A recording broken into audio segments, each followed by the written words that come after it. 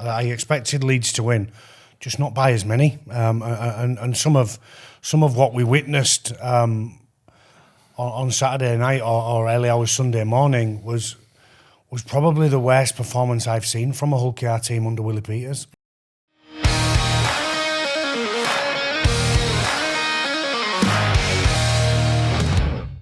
Well, hello everybody and welcome to another episode here at Back 10 from the All Out Studio. I am your host Kyle Amor, and this week I'm joined by Hull's answer to Marmite. It's Mr. Paul Cooke. Cookie, how are you? Yeah, great, Carl. Great weekend of rugby. Looking forward to round 4 now. Yeah, no, lots and lots to get involved and discuss and break down. The week has just gone there. Plenty of statements, plenty of shock results, and many, many more things as well. Look, before we get into that, do not forget to like, subscribe, hit the notification bell so you don't miss anything here at All Out Rugby League's Back 10. And also, if you are watching on a mobile or a tablet, on the comments section, if you swipe to the left, it will reveal that hype button. And once again, as I say each and every week, if you click that hype button, it will help us get much, much bigger and wider audiences so we can keep bringing you shows just like Bat 10 and everything else at All Out Rugby League. Speaking of All Out Rugby League, Josh McAllister, the leading journalist here at the show, is still in the sky on his way back from what looked an amazing week out in Las Vegas. So for now, let's dive into the show. Well, Super League once again showcased its talent in Sin City as Hull KR were demolished by the Leeds Rhinos. 2 years in a row now, Cookie, we've saw the Super League receive a blowout score. Look, you were obviously doing some bits for the radio on the game. What was your thoughts on what you witnessed? Well, I always thought it was going to be difficult for Hull KR to go over there and win the game. I expected Leeds to win, just not by as many. And some of what we witnessed on Saturday night or early hours Sunday morning was probably the worst performance I've seen from a Hull KR team under Willie Peters. And that's alarming. We spoke a few weeks ago about a bullseye being on their chest, and it's one thing winning, it's another thing trying to retain and be as good as you have been over the last couple of years. There was a million miles off at the weekend, a million miles off. I mean, 52 points is... I'll say that on a narrower pitch, a shorter pitch, it should have been easier to defend in a way. But people just missed one-on-one. I mean, I was going to say, the one-on-one defence was atrocious. You know, they just got beat up in every area. Listening to Willie Peters after the game, he was furious. Yeah, absolutely furious. I'm not sure I'd be seen anywhere in Las Vegas if I don't want it to board a flight straight back home. I wouldn't have wanted to stay around and be in and amongst what people are partying. You know, the people of East Hull and the community of East Hull have paid a lot of money to go over there to see him get absolutely demolished. They just didn't turn up in any which way. I mean, look, it's hardly a performance that, and again, we are in round 3, Hull KR's round 3, right? You know, but it's hard. I can't think back. I mean, there was a game with Leeds Rhinos where they got 60 put on them at Cass, and they went on to win the grand final. Yeah, they did. I think Brian McDermott went in the press conference and said, "I'm going to go in and say that we can win the grand final from here."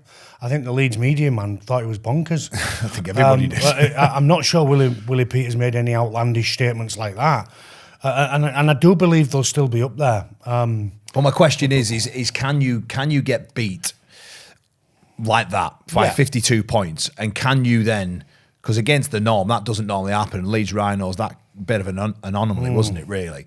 Do you still see them as a chance of walking out at Old Trafford? Yeah, I think so. I think they'll still be up there, Carl. There's no question that the quality of their squad, it may well be the kick up the backside they need. I'm not sure, but they won the World Club the week before.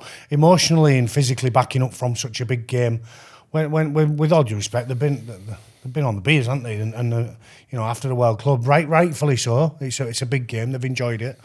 But yeah, I'd have a serious look in the mirror if I'd gone all the way to Las Vegas to lose by 50 plus points. I mean, look, I understand what you're saying, Cookie. I really do. But having been a player, and as you have as well, that group have had so much to deal with. Yeah. And I'm talking even still, some of them will still be dining out off a grand final. Yeah. Some of them will still be, they've maybe gone through pre-season, and I know Willie Peters is a hard taskmaster, but these are human beings at the end of the day. And it would have been, and what you only need in Super League, you only need 5 or 6 years just to drop your standards, just a little bit in a game, and then something like that can happen.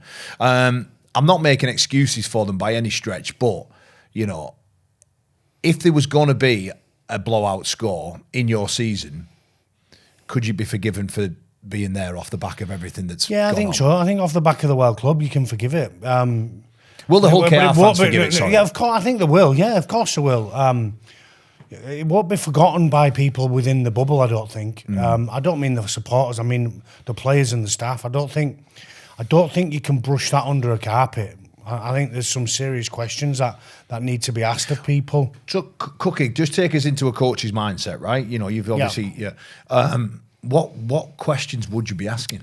Well, I said this to a colleague of mine on the radio, Mark Wilson.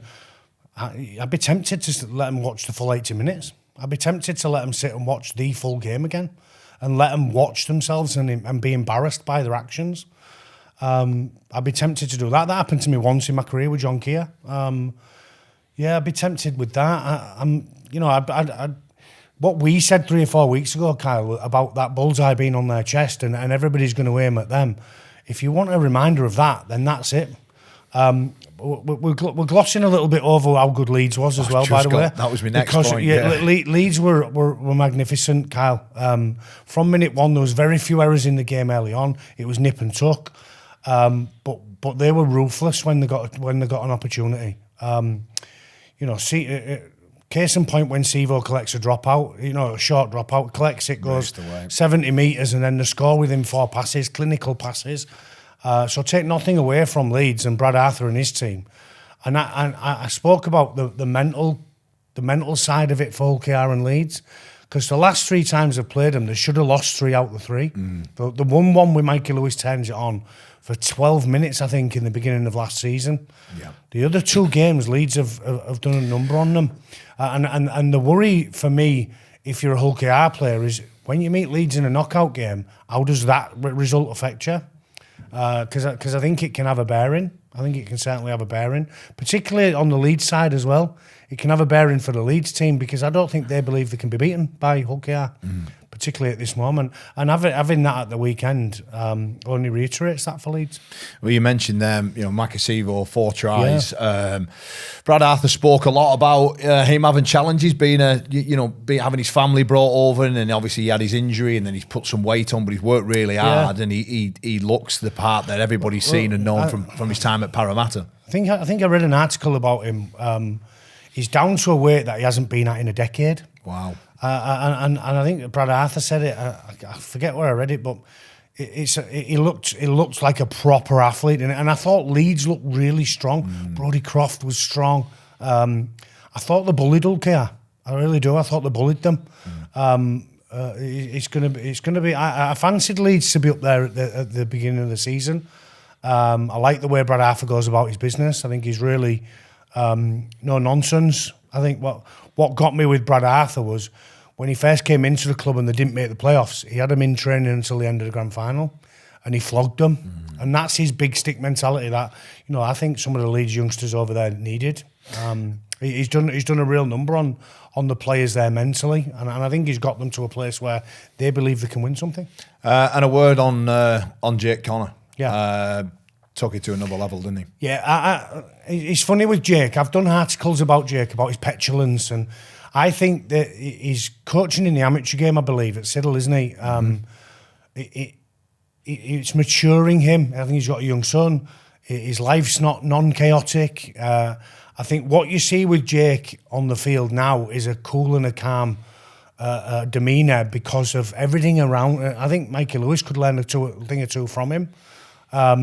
I think he's become one of, if not the best organiser of a team, and and he's not doing so many things as maverick as what he would have done. His 40-20 was phenomenal at the weekend. You know, he 1 or 2 bounces and out. He's still got that in his game, but percentage-wise, I think he's become a more rounded halfback under Brad Arthur.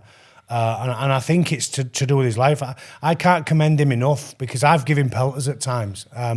You know, he's done some stupid things for every good thing he did do. He did a couple of really poor things, an intercept here and there, or whatever. He'd go for a maverick play when it's not on. But I thought his performance at the weekend was outstanding, and the way that he carries himself now, he's not involved as much as, you know, in them push and shoves or verbals, and I think that's credit, 1 to Brad Arthur, but 2 mainly to Jake Connor and the way that he's grown up a little bit. And another player who's caught the eye, as of many number 9s early on in 2026, Danny Levi.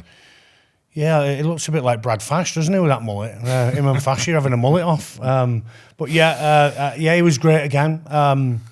You know, brilliant. So much so that they left Jared O'Connor and put him out there as a middle player 13, which is a great option. Yeah. He brings energy and line speed. I think Danny Levi does the same. So I think they complement each other really well. I suppose it's a conundrum for Brad of which player he plays and starts and which one he brings off the bench. I suppose Jared might have to get used to the bench a little bit because Levi's playing some decent footies. But Leeds were on top going forward. They'll have much more difficult days than what they had in Las Vegas, that's for sure. Well, look, it does bring us nicely into this next part that we're going to talk about the law changes, and in particular, that was a big talking point in the off-season. I don't know if they're called law changes or interpretations or whatever you want to call it. They've had some positive, I believe, a more positive outcome on what we're watching as a product of the game, but once again, it has come with its negatives as well. And, you know, talking about 9s and the speed of the ruck, we saw on Thursday night, Wigan Warriors completely dismantle Leigh. Is it that important now to win the energy battle early on in terms of these new rucks? Well, it's interesting that the interpretations of law. Was it 2 seasons ago, last season, when we had the shoulder height and if it goes above the shoulder?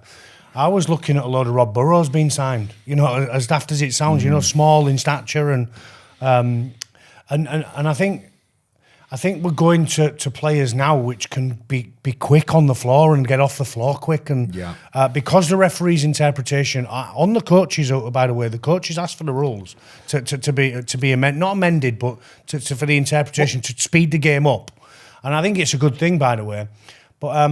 You know, once the player gets down and gets back up, you're seeing players like Frenchfield, Levi, Jez Litton. Them players are becoming more prominent, and the big men in the middle are becoming prominent because they can't be handled.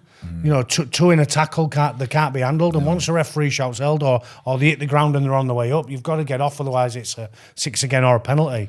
So now I'm looking at more big men back in the middle of the field, you know, whereas I was looking at smaller men with different interpretations of rules. So I like the speed of the game. I like it when it's quick. The referees have got to get used to it too. Yeah, I think we're all too critical of the referees at times.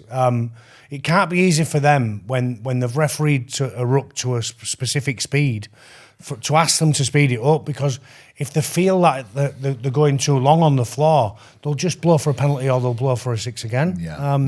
So we're seeing quite a lot of 6 agains. I think it'll even itself out. I think there's always about 5 or 6 weeks at the beginning of the year where everybody jumps on 1 or 2 things. Well, look, I hope it doesn't even itself out. I hope they set the bar, Cookie, and that's it. You know, you've got to adapt or die. You know what I mean? Because statistically, there isn't too many more 4 and 5 man tackles anymore. They have dropped right off, which is great, because, you know, so many teams relied off slowing the ruck down, playing a set play off do you know what I mean? Where now what I think's happening, and it's brilliant. I called it a couple of weeks ago, and I was talking about Bevan French, about bums off seats players, Cookie. But what we're finding now is because of the quicker rucks, instinct players are getting their hands on the ball and doing something brilliant. Do you know what I mean? And I think it's made it a much more exciting game to watch. I think what's going to happen in the next 6-7 weeks is I think teams are going to realise they're going to have to change the recruitment strategy around how they go about season 27 and beyond. Because you're right, you know, I was watching the game on Thursday night, and Wigan absolutely were just sending big men into small middles, getting a quick ruck, and Leigh weren't even back before they were on top of them again. Now, we've tried to close the gap with the NRL. Now, obviously there's still a way to go, but quicker rucks almost starts to follow suit in that game, doesn't it? Yeah, absolutely. And I think you're right with that. You're finding them smaller middles. It's going to be difficult to have, if you do bring on Jared O'Connor and have Danny Levi. With all due respect, they're two smaller men in the middle of the field, aren't they? And they could be got at. Not that they're both poor defenders, by the way, but a good big one beats a good little one in any strategy. So.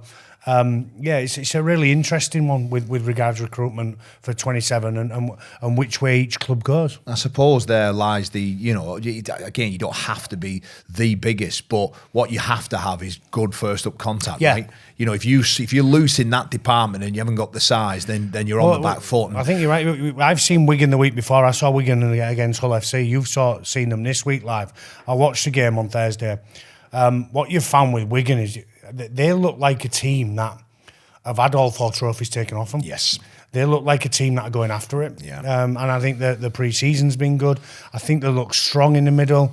And then you've got the bums off seat players in Field and French and others. Kieran started the season really well. Sam Walters, another one. They look really strong, Wigan. And it'd be interesting. You're right about recruitment strategy of each club. I think, I think that is certainly something to keep an eye on. And as the season progresses and signings get announced for years and years beyond, we'll get a kind of a picture and a feel as to what that will that'll end up looking like. But another thing, then, so we'll go. Well, that's the positive sides of what we've seen. The negative side of what we've seen is the persistence in giving away 6 agains on players 1 and 2. Yeah. Well, at what point, Cookie, do we start telling our referees the only way you're going to cancel this is by putting people in the bin? Now, nobody wants to see that. We want to see our best players on the field, but it's almost it's a dark art, right? I was nearly said cheating. It's not cheating. You're just bending the rules. Almost breaking so it's a point. dark art, isn't it? Is there? And I suppose then is the counter argument then? Well, if you've got 8 players to defend, then you have been penalised as opposed to. Yeah, but I think on players 1 and 2, unless you're down the other end of the field and you give a penalty away in the 40. When you're on your own try line, I don't think 7 tackles is as good as 6, isn't it? If, for argument's sake, off a scrum, you hold them down, you've only got a one-on-one tackle and you hold on for as long as you can and give a 6 again away, there's no material gain for me. One more tackle doesn't hurt, does it? I think actually someone did get sin bin against Wakefield Warrington, didn't he? I'm not sure. I think there was a yellow card that came out on an incident like that. I didn't see it, but I'm sure I read it somewhere. Yeah. But look, it's the only way, Cookie. I'm talking about, if you've got a big, powerful back rower that gets a one-on-one, gets a quick ruck 7 metres out, and they give away a 6 again, like that should be in the bin, shouldn't it? Yeah, it's the only way to eradicate it, though, isn't it? Well, it is. There's got to be more of a penalty than just one more tackle, hasn't there? I think that's what we're leaning towards. We're leaning towards that dark art of holding down and getting one more tackle, and the non-material gain of the next set of 6 after it. With a player down, maybe you're right. I think that could be an option. Either that or it's a straight penalty, which is a kickable goal, which may well eradicate it, because 2 points on the scoreboard as opposed to one more tackle. I'm sure I wouldn't want the 2 points rather than. But what happens if you're chasing a game, though? If you're chasing a game and you're in need of... Yeah, but if you're chasing a game, the other team's going to hold you right down anyway, aren't they? They're going to hold you down anyway. That's the dark arts of the game. But they're not going to do it if they've got a risk in a man going in the bin and there's 5 possibly. minutes left and a try. Do you get what I'm saying? Yeah, so, possibly. Look, guys, we want to hear from you at home as well, so do keep commenting away. See if, anything we discuss here at Bat 10, we'd love to hear from you as well. Another negative, video refereeing. The time that it's taken. There was an incident where Joel Tompkins came out. It was against Bradford, and Isaac Fatasu Maliawi. He scores. It gets sent up as a no try. They spend what seemed an eternity looking at it, and then it was only once the game was resumed that another angle came in that showed he got the ball down. Right. Well, yeah. You want the right decision first and foremost. We want the right decision. But we can't. I think we have a problem, or we did do certainly last season when I did live games where they're 2 hours long. I don't think that's rugby league. That's not our game, is it? You're so right, Cookie, because there was some brilliant tries scored, and you think it'd be one for the highlight reel, but it ended up being one for the kettle, didn't it? Because you could go up and make a cup of tea and come back, and then, you know. Well, the going up as a try, no try, I don't like. I just think give the video referee a decision to make. Yeah. Is it a try? Is it not a try? If you can't see it, you're guessing. I think the referees are guessing on whether they think it's a try or no try. Or the touch judges, or whatever. Just send it up. If you're not sure, send it up. Or give the try and let them have a look at it during the conversion attempt, which is what we've said. There's a try confirmed now, isn't there? Yeah. It's very similar to the captain's challenge for me. I think you should get rid of that. The captain's challenge, the referee asks the players if they want to challenge his decision. So the referee's asking them to challenge him to challenge. It's like, why don't the referee give a decision, and if they want to challenge, they come to the referee and challenge. You know, I think they all berate at the referee, and then the referee goes, well, do you want to challenge? Yeah. You know, it's not for him to ask. If they want to challenge, it's for them to ask. Are you a fan of the captain's challenge? Do you like it? I don't know. I think it slows the game down. I think it can be used as a dark art as well. Of course, it can. Of course, you know, at the end of halves, or you know, when you've been under the pump for 3 or 4 minutes at the end of a game, and you've got a challenge left, you can use it as a reprieve. There was one at the weekend there. York had a bit of ascendancy, and I think they were already at this point. I think they were 16 or 17. 10 up, and Lytton drops the ball, and it's a cold drop all day long, but they challenge it just to break that momentum up and allow that, you know. More questions than answers, I suppose. Really. Yeah, I think the interesting one, the comms for the referees need to be. There's so many of the comms where they're not hearing the touches or the video ref. That needs looking at with them. I was at Bradford and Toulouse yesterday, and Scott Mikulowskis had a shocker with the system. It's not him, obviously. It's just the system, and we can have a look at that. There was also a melee involved in that where momentum was broken, and then I think Scott and I saw one with Wakefield as well. They gave I think they gave a penalty when it was a 6 again, and the kick went into touch, and then he took it back for the 6 again, and it just breaks momentum. I just want to see the game quicker. You know, I want to see the bums off seats players get their hands on the football when people are fatigued. Well, at the end of the day, you know, opinions, it is 50-50 calls, and it's all a part of sport as well. And look, we just, like we've both said, we just want to see the game being able to be played at the speed that it should be played at. Do let us know again any comments that you've got in regards to anything that we've discussed there. In a week leading up to the action, we've seen, Cookie, a couple of statements from clubs that we have to address. First of all, St Helens' statement in response to John Wilkins' comments that he made at the end of a Sky Sports game a week or so ago. First of all, have you seen the statement? And then what did you think of it? Because it was a bit of a bizarre one, I felt. Yeah, it's a statement that didn't tell us a great deal, in my opinion. You know, they refute John's comments and don't really tell us anything other than that they don't like his comments and they don't believe his comments were correct. John's got a different view. The game's a small game, isn't it? With all due respect, it's a goldfish ball, and people know. Everybody knows everybody. Yeah. It'll come out eventually. And I say it based on my own dealings with a contractual dispute I had with Hull FC in 2007 when I left. I didn't sign a contract. I was playing without a contract for 2 years. And then I get the pelters that the club didn't get the contract signed, and I leave the club. And I think something's got to come out eventually with regards to Mark Percival. You know, the Saints fan, I'm not sure whether they think he needs to go. He's been a fantastic servant and won just about everything. He's been one of the best centres in the competition for years and years. He played 22 games last year, if I'm right in saying. So this injury-prone thing I don't get. Yes, his body's going to be a wreck, Kyle, at the way end he of plays his the career. game, right? He was kamikaze, isn't he? You know, he runs in 100 mile an hour and he puts everything to every contact. So whatever it is, it'll clear up in the end. But I don't think the statement tells us a great deal. And Mark's not said anything, has he?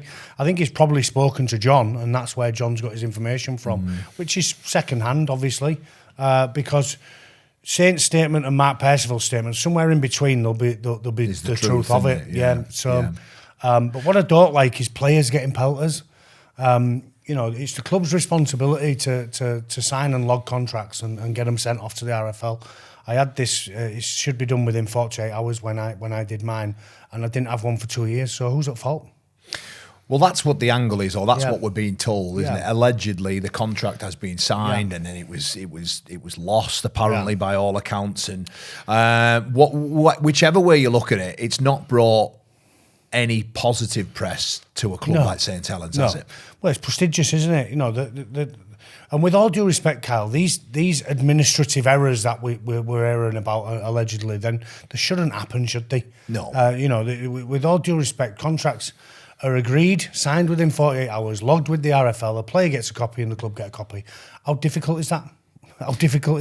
So, look, again, I don't know if you'd be privy to know or anything, but how do situations like this, how do they get resolved? Is it or will it end up being a legal dispute, or where does it usually go? A lot of that'll depend on what Mark wants to do in terms of it. I don't think he wants to be at Saints having.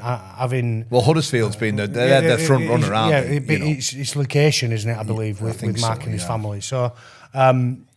Listen, if he gets the same contractual payments monthly and yearly salary at Huddersfield, then he's no worse off, is he, in terms of he's still playing rugby league for a professional club for the same amount of money as he was on at St Helens. It's got to hurt you though, Cookie, hasn't it? If you've spent 13 years at a club and you've given everything to it, and then that happens. It's going to hurt, but he's already made the decision to want to go, hasn't he? True. He said that I dare say he probably doesn't want to play for a club that he feels has ill-treated him. It's difficult to come back from that as a person. It depends on Mark's personality. I don't know the guy personally, but I certainly do know rugby players, and they're stubborn fools, aren't we?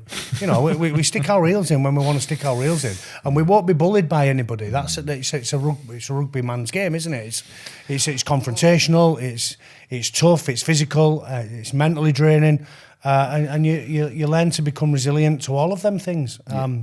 It's sad. It's a sad situation because he's been such a stalwart for the club. I can only think that he feels wronged. He wants out, and eventually we'll find out what's going on. Yeah. Do you think these? I mean, the evidence suggests, Cookie, that St Helens as a playing group have just cracked on and they got another good win at the weekend. And did you, as this carries on, would it affect the playing group or not? I don't think so. I think there's a lot going on anyway with a new head coach, new coaching structure, new game plan structure, new players into the club. I think Paul Rowley will figure it all out. It's difficult for a coach to go into a club, particularly with stalwarts that have been there a long time, that are part of furniture, if you like. They're the first blokes that you want on board, really, with all due respect. You want them batting for you as a coach. You need to know, you need to work them out, find out what they're into on and off the field, and family life, kids, what they're up to. So I think they'll figure it out. I think Rowley will figure it out. I think the decision here is Mark Percival's. If he believes he's signed a contract, then there'll be a copy somewhere. It'll be somewhere. And if it's not logged with the RFL in the 48 hours that he agreed it, which is apparently last season, wasn't it? Allegedly last season. Then why hasn't the RFL got a copy? He could go legal with it. There's certainly grounds for him to go legal. But whether he wants to spend money on trying to recoup money that he's already earning at Huddersfield if he goes there, then I'm not sure. Well, keep eyes on that story as it eventually unfolds. We will bring you, of course, everything in and around that in due course. Another statement, Derek Beaumont and his statement prior to the game against Wigan. Look, Derek's put a lot of money. I actually think he's good value for the game. He's a character. But I think at times it's becoming about him rather than his team and his playing group. I mean, Adrian Lamb, it must be frustrating. The players just want to get on with playing the game. The club wants to get on with getting results. And all the while, these statements just keep getting thrown in, and I just don't think it's. I don't think it's necessary, if I'm honest. He picks his timing, doesn't he? Well, he's just prior to kick off when he's had all week, and he sits there.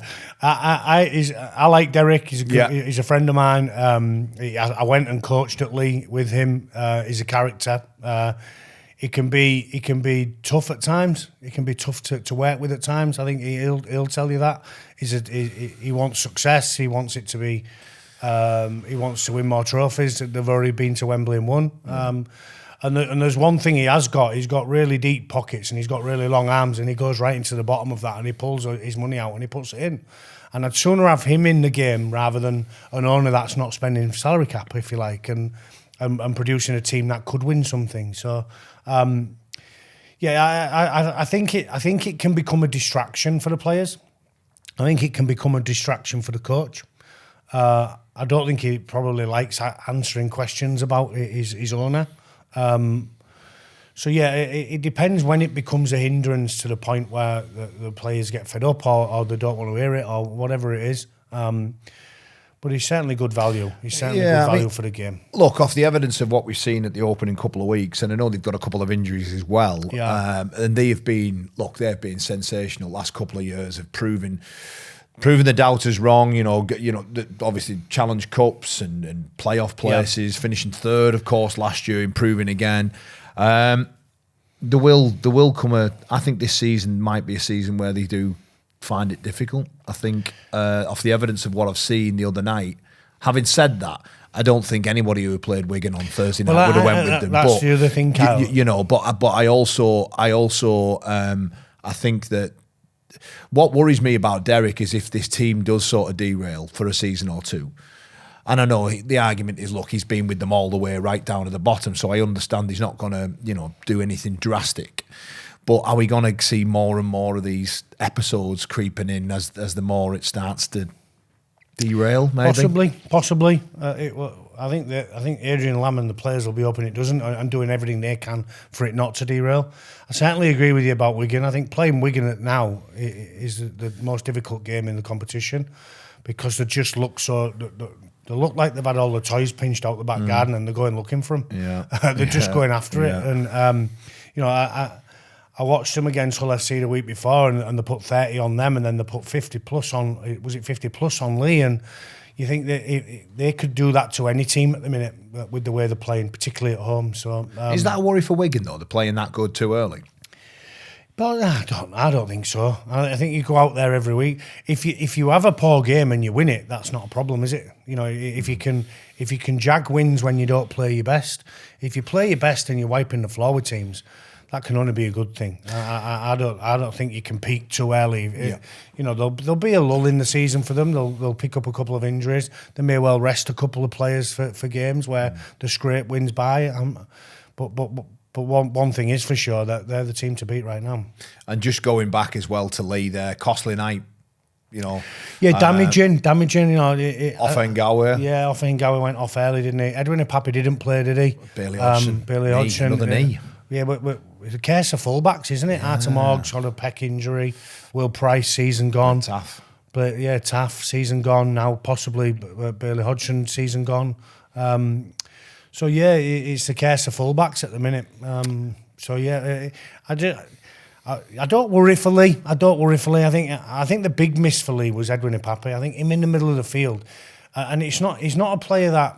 I think he brings 5 or 10% out of everybody else because of his presence. The low-flying aircraft and snapping people in two, and his quality with the football in hand. I think he's a big miss for Leigh. Just before we sort of wrap up for this week and staying on Leigh, Adam Cooke, as a former half, what have you made of him? Because he needs to improve quickly. Well, what worries you about Australians coming over is, and there's always a lull in the first season, and I think they always struggle to adapt, particularly to climate. And I said this, I think, yesterday to somebody. I think a lot of Wigan fans wanted rid of Jay Field and Bevan French when the tore hamstrings in the first season. I remember Salford went over the sideline and ripped his hamstring almost off the bone, one of them. And Jay Field didn't he? He did it against Leigh, didn't he? Yeah, 2021. But I just think it takes time for Australian, particularly halfbacks, to come over here because the NRL's. Everybody thinks this is a superior competition in the NRL, but when they come over here, it's difficult. It's difficult for lots of other reasons.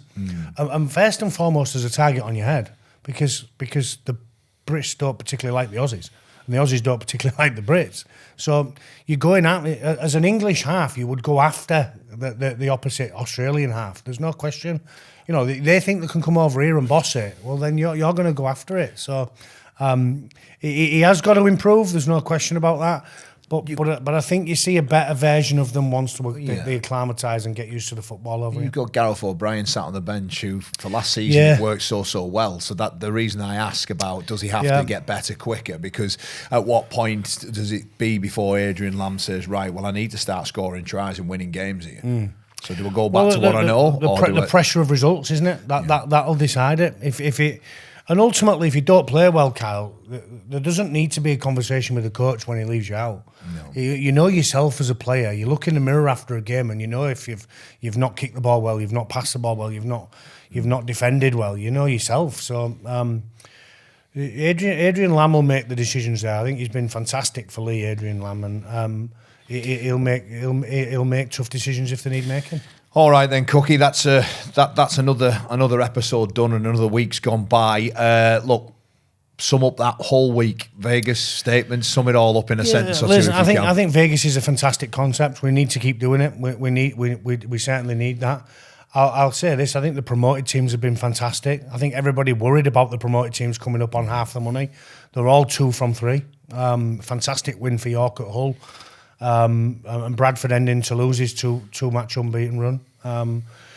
The interesting one will be with Wakefield, I think, this week. Yeah, Wakefield's is a big game against Hull FC. They're none from 2. So, I think the weekend's been really interesting, and I think it continues to be interesting for the remainder of the season. Well, we'll hear more about the up-and-coming fixtures and some of the discussions around last week's results in our prediction show later in the week. But from myself and Paul Cooke, have a great week ahead. Take care, and bye-bye for now.